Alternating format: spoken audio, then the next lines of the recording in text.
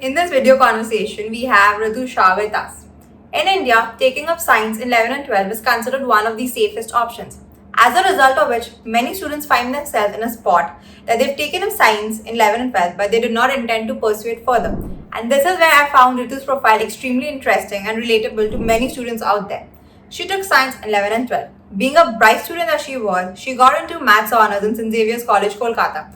However, she was extremely clear that she did not want to pursue it further, and that's when her exploration journey started. Stay tuned till the end of the conversation to find out how Ritu traversed her entire path. Ritu, you did science in 11 and 12, and then you pursued bachelor's in arts and philosophy in political science in college.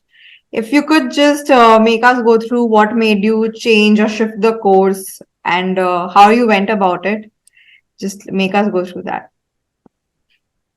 So I think it's a very conventional story, I guess, because taking science in 11th and 12th is the most common thing you will come across in any Indian family. So I come from a very conventional family where they thought that taking science is the best plan of action for the future because I mean, if you have good grades, you take science. I mean, it's a no-brainer. You do not really put much thought into it. But I think when I took science also, I scored well. I mean, that wasn't really an issue, but it was not really my thing. So again, that the thing with scoring well is people just go with the conventions. Like you score well, you do something and you keep going Right. without putting any thought to what you really want. And I think I started thinking only after like I was done with school. And after school, since my parents knew that I will not do engineering, that was very clear in my head. They were like, okay, the next best option is to take up math honors or to take up economics honors because I had science with economics and computer science. All right. Okay. So yeah. So and I loved economics and they knew about it. So they thought that economics honors or math honors would be the best option. Mm-hmm. And somehow like I ended up getting math honors in St. Xavier's College, Calcutta. Okay, that's nice. Getting math honors there is a great feat. Yeah, so and I missed out on economics honors by half marks, not even half a percentage. What was the So cutoff then? I think I remember in my time the cutoff calculation was pretty competitive. yeah, it was like something a percentage plus two into your math score or something of that sort. Like they have these unique calculations for every course. Right, right. So according to that, I missed out on half a mark for eco honors. I got math honors and they were like, yeah, this is fine. I mean, you will be in Calcutta. Xavier is right here, right Right. beside your school because I was in Loreto House. So nothing really changed. Everything was fine. But yeah, I mean, that was the biggest mistake of my life. Because I think when I entered math honors, the math I liked was applied math, which is done till 11th. And that is applied math. Okay. But math honors is a very different subject. It's core math where you have like a 4-page proof of why 0 is less than 1. It's that abstract, that level of abstract. And I cannot deal with that level of abstract, at least when it comes to math honors. Hmm. I mean, yes, I did go ahead and did a very abstract course, but that was a very theoretical abstractness. I could not deal with this sort of abstractness and vectors and everything. It was very core math. It was pure math, which will not be applied in real life. The math honors which you do will not be applied in real life. The applied maths which we do till 12, which comes in CAT, that is applied maths. And no one gave me that differentiation. Like, everyone thought that okay, if you're good in maths, you will be good in math honors, but that is not the truth. Because liking pure math and being good in applied math is very different. And I only got to know after joining the course, after getting through one semester, is when I actually had this realization, and I was not enjoying it at all because like I was like, what is going on? Like, why is this going on, and why am I doing it? Because it did not make absolutely any sense to me. Mm-hmm. And that's when I realized that this is not something I would be able to excel at. Like this is something I'm not enjoying at all. And so if you are in math honors, usually people go ahead, do a master's, do a PhD. Like I'm still in touch with a few of my friends who completed math honors. I did not complete. So and they're doing their PhD. Like a lot of them are doing their PhDs right Mm-hmm. now. And that is the core. And to me, to think that that will be my course was extremely terrifying. And I think that's when I started researching, like what else is there? What is there to do? Because before that, I never really researched because Right. it was a Okay. no-brainer. And when I started researching, I have always been a person who enjoys depth in things. This is something I knew about myself. Like, I like theorizing, I like depth of things, I like to go to very deep conversation. That is essentially the human being I am. And I try, and I love writing. And I love writing about very abstract things and everything. So I think that sort of took my mind to wander into very abstract courses like history, sociology, psychology, philosophy, political science. I like, okay, let's explore, because this is something I've never explored in my life. Hmm. And then philosophy struck as a course which was a perfect balance of theorizing and logic. Like, a lot of people think philosophy is just like, is God dead or is God alive? I mean, that is usually the main idea of what Main people have of social philosophy. convention around it. Okay. Yeah, so the convention is either that, or in Indian philosophy, you go straight into the Mahabharata and all that. But Hmm. that is not true. Like, if you see my course, it had a huge part, had critical thinking, logical reasoning, logic, which was purely mathematics. Like, you properly had like theorems and shit, which were fun, like, which was like very practical Enjoyed also. Like, basically. we had, yeah. And and there's also theory. Of course, there is theory, but there was a good balance between the two. And otherwise, all other social science subjects, I found them way too theoretical. Like, for history, it was just all theory. Like, I don't like, it was all about memorizing, knowing knowing the facts. Okay. But in philosophy, it was not about knowing the facts. Hmm. It's about knowing what a person said or what a concept is, and then go ahead and question and criticize all you want. There is no right answer. Right. And Right. I think that is something which I like. Hmm. And also, yes, marks was a constraint. And I would love to do psychology honors. I was getting history honors and philosophy honors in LSR, because by then I was very, very sure that I do not want to be in Calcutta. I want to get out of Calcutta. And DU was always like a thing of fascination for a lot of people, because you hear about Miranda, you hear about SRCC, LSR, Stephens. Like, these are like, you keep hearing about these colleges. So obviously my research also went there. And then when I saw the cutoffs and all, there were a few courses I was clearing. And I would have loved to study psychology, but obviously psychology I could not have studied in LSR. And that back then, brand was more essential for me than having the right course, like ekdom the perfect, absolutely right course. Because I liked philosophy. I went through the course structure, because this is the first time I'm going through a course structure, by the way. Like, when I joined math honors, I did not go through course structure. I did not know what was there. And that's actually a lot of people. Like, when you join your bachelor's, you really do not go through course structure. You really do not know what is there you will be studying in the course. You just go by the title. You're like, okay, history, okay, we'll study about Indian history, this, that, and done. You really don't go through it. But I think it's very essential. If you go through it, you have a very good knowledge as to what you're getting into. And that gives you a whole lot of clarity. So yeah, and I think that's how I researched. I dropped a year, and then I went to LSR and I studied what I Well, studied. I'm glad. I mean, this is quite an interesting story. I mean, it must have taken a lot of not you. I'm sure you're talking only on the technical front of finding what the course interested you, but there must have been a lot more other dynamics that must have been going behind, keep breaking the norm, going with a course like BA in philosophy, which is not something that everybody would, especially for someone, for a kid who's taken up science in a family Yeah. is saying, I'm going to study philosophy honors and that too on a drop a Oh year. yeah, yeah. They were completely like shocked when I told them. And I did not tell them I was filling the form, nothing, because I knew like it would be a proper argument and they would completely say a no. But yeah, in the end moment when I said, they did not get time to process. So Well, if so, if you could just give us a little brief on what philosophy honors are like. I think if you've been like you're saying that it's very essential to look at the course. Any a little brief on yeah. what the course is about or what it focuses on majorly. So the course, obviously we have 6 semesters, and I think every semester is a good combination of theorizing plus a lot of logical part attached to it. Like, if I have to say, like, if I have to take a name of a few courses, I mean, obviously in the first semester you start off with Indian philosophy, but then you also have subjects like environmental sciences, or like logic or ethics. These sort of courses kind of open your mind into the contemporary setting, because Indian philosophy is very historical, right? It has Okay. already happened. And this is something which is just factual. Like you can't really do much about it. It's just factual, and you are like, okay, fine, this is what has happened, and then you can question on it.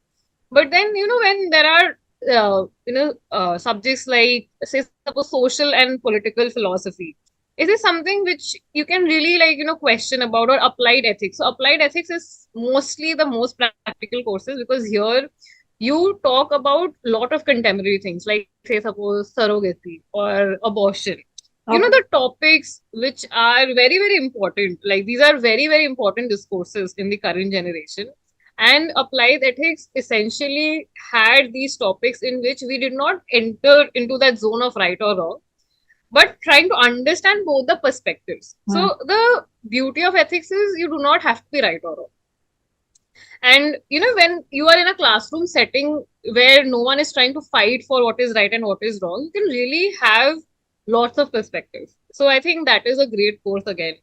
Then I already spoke about critical thinking. And yeah, there are theoretical subjects like, say, suppose Indian philosophy, Western philosophy. Then I had a course, art and film appreciation, which was again great because, like, I love movies. Okay. I am like absolutely love movies, love reading books. So I think that course was again something which I really, really enjoyed, because we used to really dissect movies from a lot of aspects. Okay. And I think that is something like, yeah, movies could also teach you. So it was very interesting that way as well. Oh, Then very, I very think we nice. had sorry. I'm saying very nice. It was, I'm like, it's very interesting how you explored this and the entire philosophy course, even I am not very much aware. And I think it's very Yeah. open. Like, it gives you a lot of, a platform to open up your thoughts. I think that I would say, not follow a structure, take different Yeah. perceptions, talk about the different perceptions, what might be correct, what might be wrong. Yeah. I think we have a whole, like, I think we had a whole paper on perception, like what is perception and what is reality. Oh, So yeah, you can. So yes, there is some level of abstractness, but also you can sort of align them to your real life. And I think that's the beauty of the course, because it has a lot of things which you can apply in your real life. Like for me, I am an existentialist, and when I was studying existentialism, it made perfect sense to me. So that's how it is. okay. So yeah, that's pretty much it. I can go to the various nuances of it, but briefly, yeah. Yeah, no, but I think thank you. I mean, that was quite a comprehensive. For me, also, it was value additional because I did not delve much into this course in terms of looking at it. But thank you. So, how would you like, given your journey, if somebody after 12 is not sure which course to take up, what would be the best course of action or recommended course of action from your experience? You would say, okay, you can maybe take a few steps like this, like so that you So end up taking up a course which okay. is more aligned to your interest.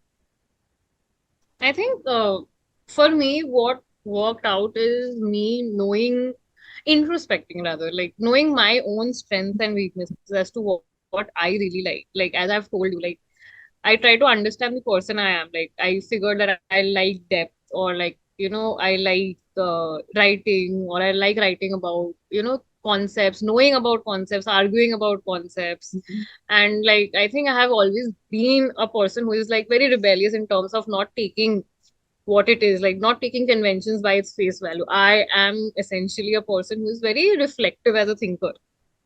So I think it really helps you if you introspect, then you really figure out, okay, these are the things which are your strengths, and these are the things that interests you. Then you can use that line of thought and align them to what field you want to get into. I think that really helped for me. I think then maybe understanding the courses that are there, I think, and like looking up, I think you looked Yeah, up into the courses. So that will also give you whether yeah, you actually are liking this. Maybe I think and yeah, 12, when someone 12 maybe introspecting and understanding like as it is, I might not, I don't know, like I don't cannot yeah, imagine myself doing that, honestly. So I think yeah.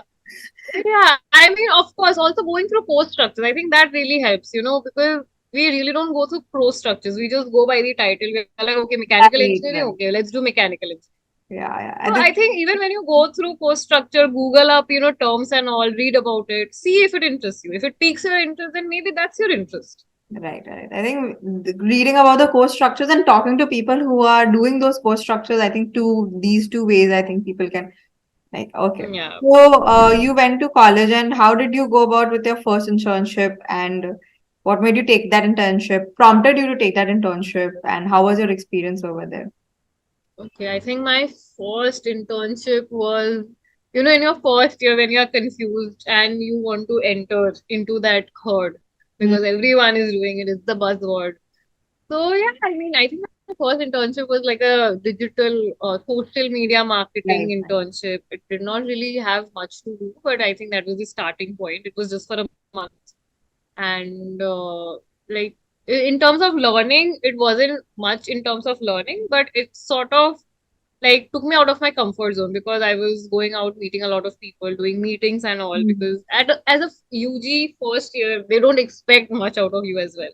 Right. And how did I get it? It was through our placement cell only. They used to roll out these offers for us for the completely new freshers who has just entered college if you want to explore. So like I had just applied for it and that's pretty much it. Okay, okay. So, what made you take marketing, or was there any specific reason, or you just wanted to try because it's your first internship, or how was it?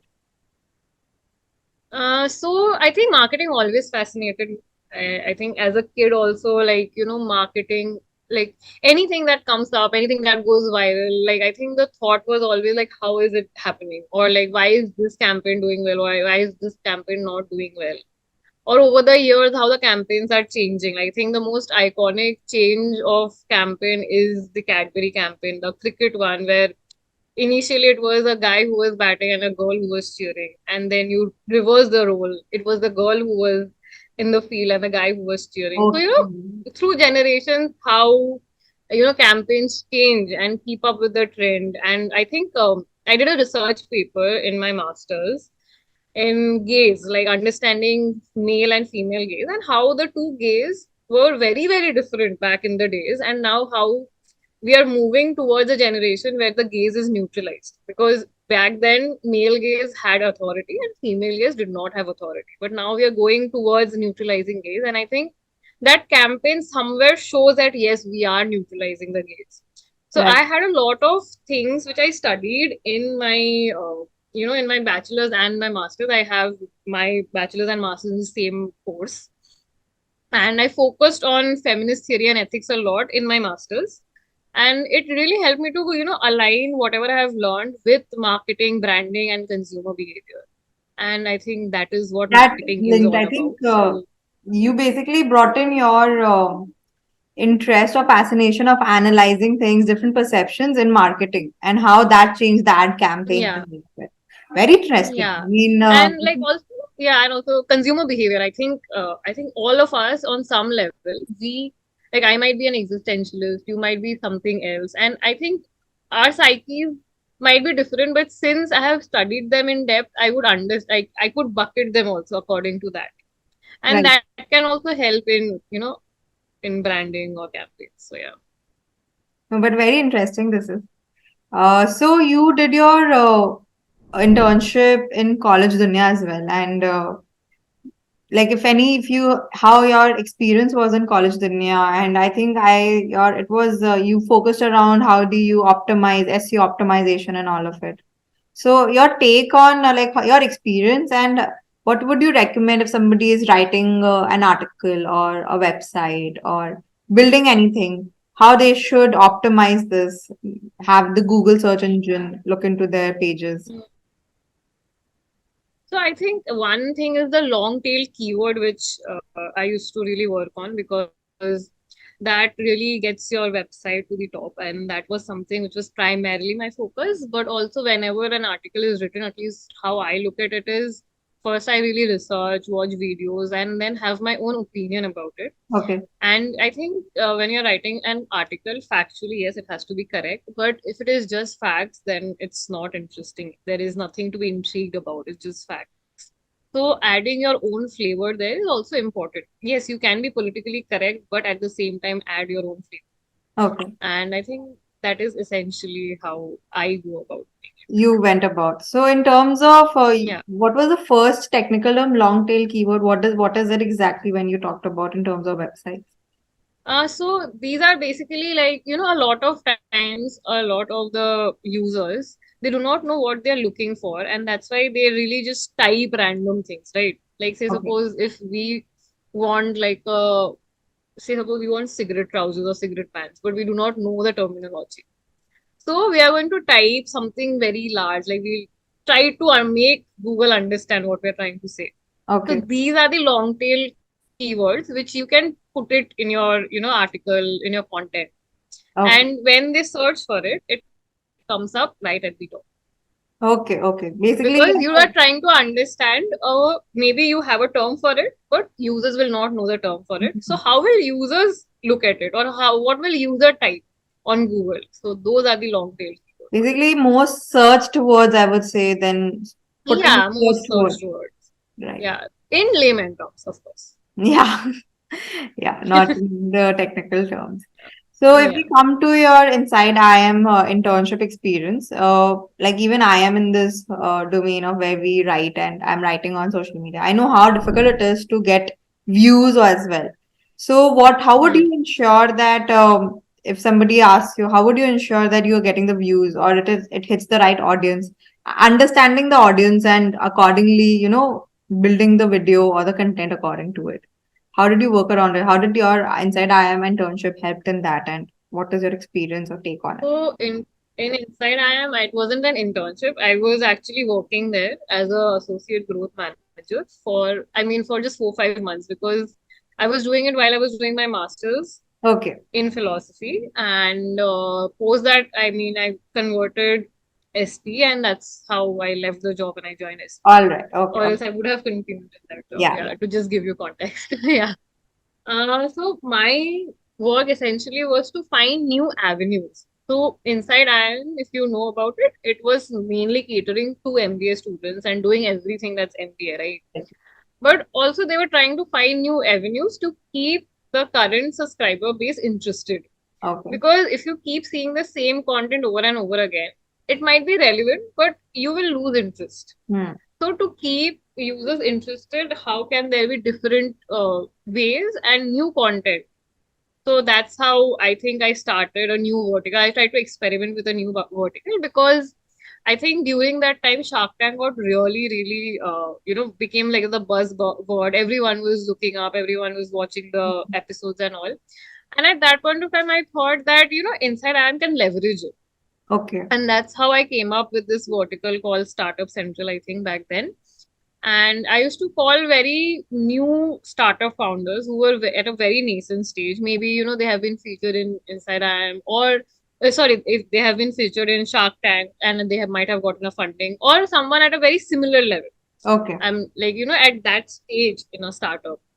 And we used to have conversations around their journey and what are the things which, was essential for their business model, so that it was educative at the same time inspiring. Because one thing which I figured was, the subscriber base of Inside IIM and the people who are interested in Shark Tank is kind of overlapping, because it was the young generation, Right. who is into the startup culture and who was interested in it. So my research and my analysis was, if there is an overlap and if we have a content like this, first, of course, it will get more views, because it's literally on the, to just ride on that wave of, if something is getting viral, you start talking about it, like the entire 70 hours of work, which got so viral, because yeah, someone stated it and then everyone started writing about it. So back then also, it was like Shark Tank was at the background, and you take that and, you make content around it and also apart from it, but you use that as your hook. That was a And that's leveraging how I factor. went about So it. you were riding on the trend, but at the same time you were focusing on producing something that is value additional. Yeah, definitely. Yeah. It has to be a balance. You just cannot just ride on a trend without having any rational or without having a structure. So that is also very essential. You have to build your own niche. You can of course ride your own, like you have to do that. You cannot do otherwise, because the algorithm is such that you have to do that. So You need to have something of your own, but at the same time, it's like a balance, a very tricky balance where you have to talk about yeah, what people want to hear, but at the same time have your opinion or your niche or your yeah, viewpoint, or else how will it be something different from what everybody's reading? exactly. A little tricky Exactly. balance, but yes, I think now I get what you're saying. Yeah. You are Yeah. in you're in SPJIN. I think it's been almost, as we discussed, it's almost close to completing your education over there. How is your Yeah. experience, college journey so far, and like any how has it complemented your education till now, your experience, your bachelor's, and like a take I on think, your education so far, master's. Yeah. yeah.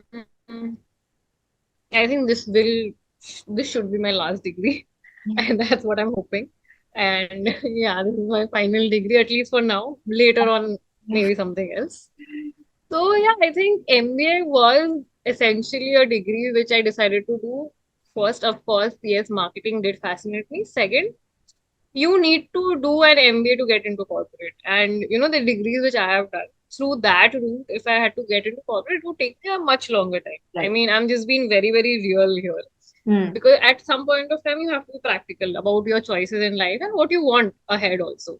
Hmm. And yes, I wanted to work in the corporate, and that was very clear in my mind, in spite of all the toxicity. Yes, I wanted to.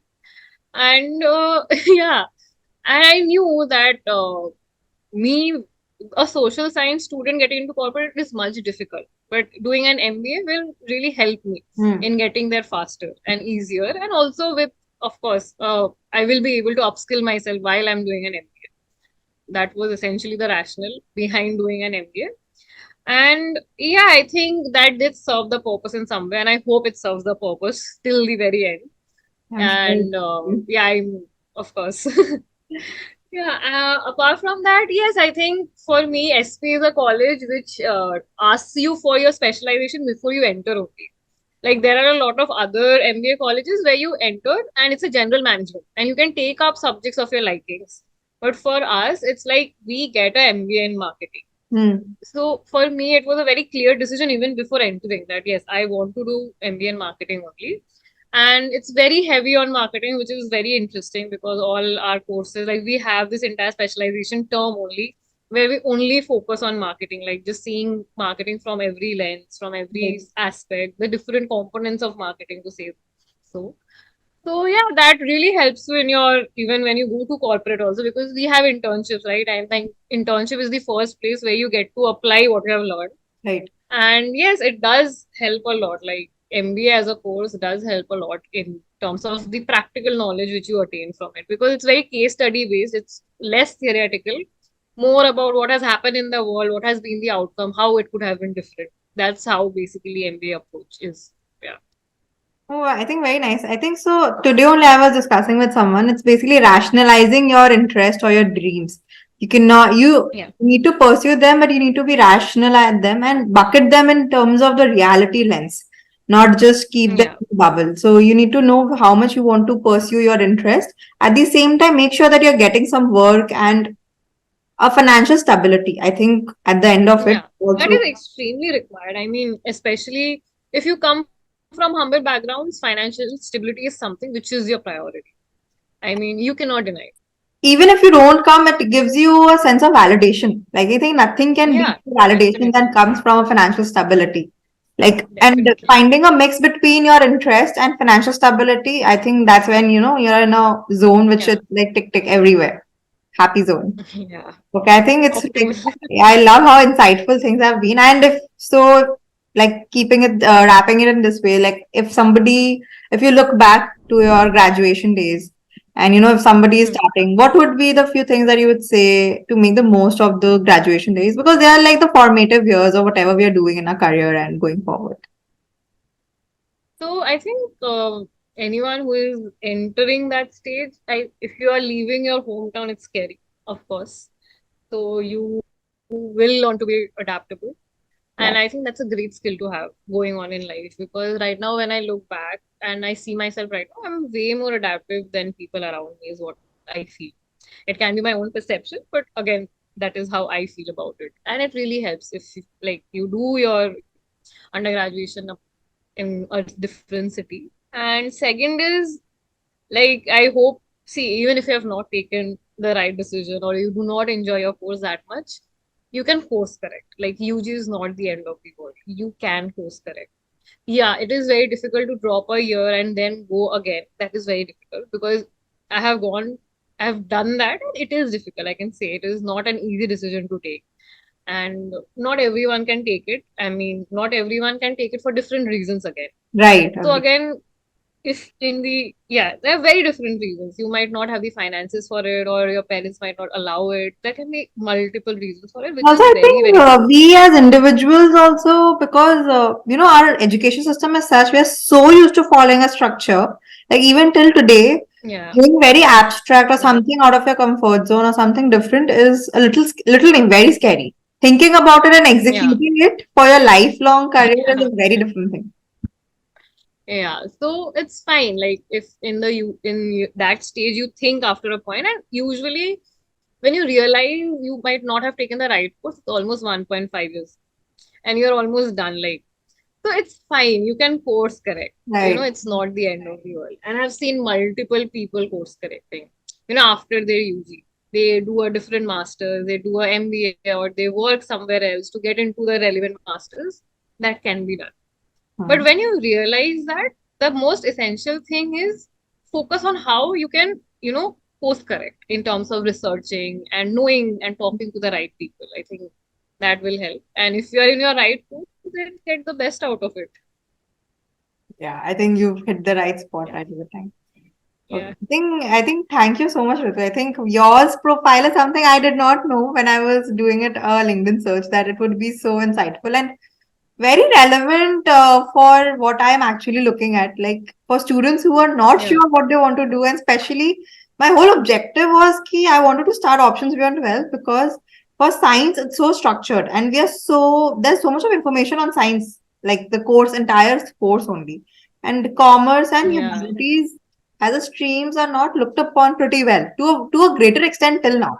Like when Yeah, we yeah, were till in. now. Like I took up science. My brother, who is almost 7 to 8 years younger to me, because I have gotten so unconventional in my education, that's when even my parents started thinking. And they were like, okay, if you do not want to take science, do not take science. So my brother in 11th and 12th took commerce, which might not have been possible if he would have been in my place. Right, right. So, I can totally relate. I mean, because when 11 and 12, then although there's a lot of information around, but right information might not be around, and it yeah, everybody wants to be safe. Especially if we look at our elders, they would definitely want the best of us, and safety ensures the best possible, highest possibility of the best outcome in a way.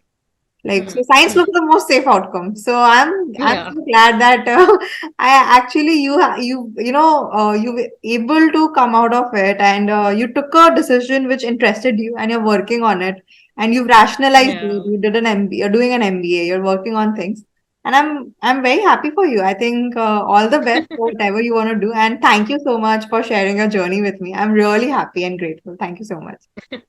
Thank you so much. I hope it helps you in any possible way. I would Yeah. love to. Okay. Thank you. Okay. Thank you.